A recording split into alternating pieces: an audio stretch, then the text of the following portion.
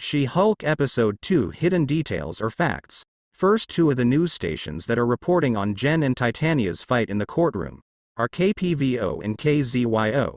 These news stations were introduced in Ant-Man and the Wasp, when they report on Scott turning into a giant Ant-Man.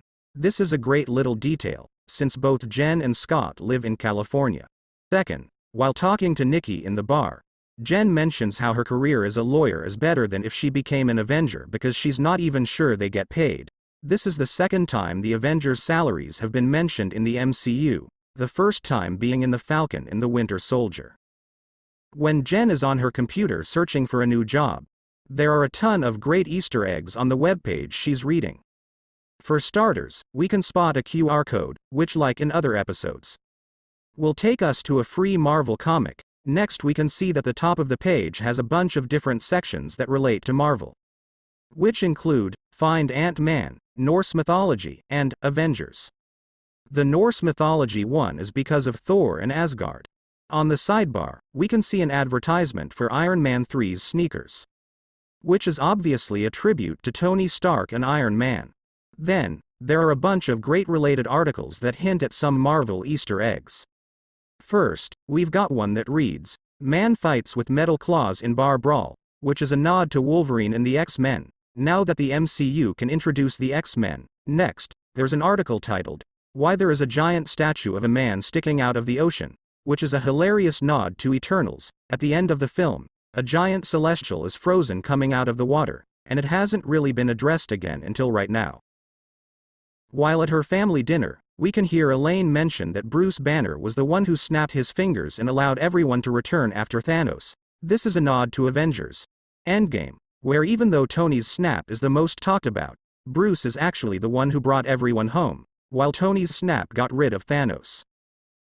While Jen is getting a drink at a bar, we can see that an episode of Ally McBeal is playing on the TV above her. She-Hulk has been described as a show like Ally McBeal a lot, but creator Jessica Gao said Legally Blonde and Elaine from Seinfeld were her main inspirations for the show and the character of Jennifer Walters. Jen is offered a job heading up the Superhuman Law Division at GLK&H, after being fired from the district attorney's office. In the She-Hulk comics, Jen also ends up working at GLK&H, which stands for Goodman Lieber Kurtzberg and Holloway, where she's hired to specialize in superhuman law too. When Jen is walking through the GLK&H law office as She-Hulk, she passes by someone's office who appears to have a collection of comic books.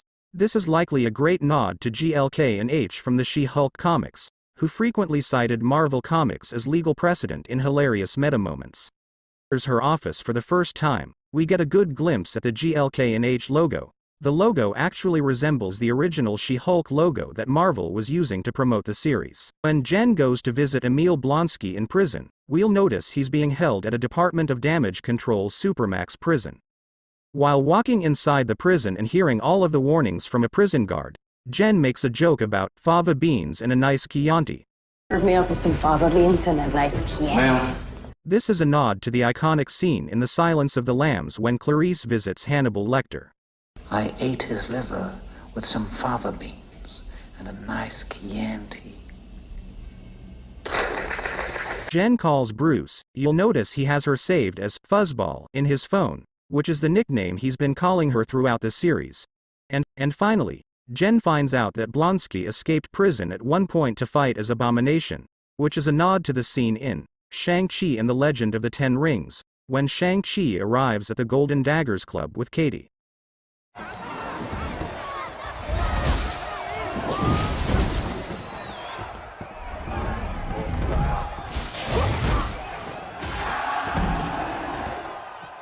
That hurt, Emil. You want me to show you how it feels?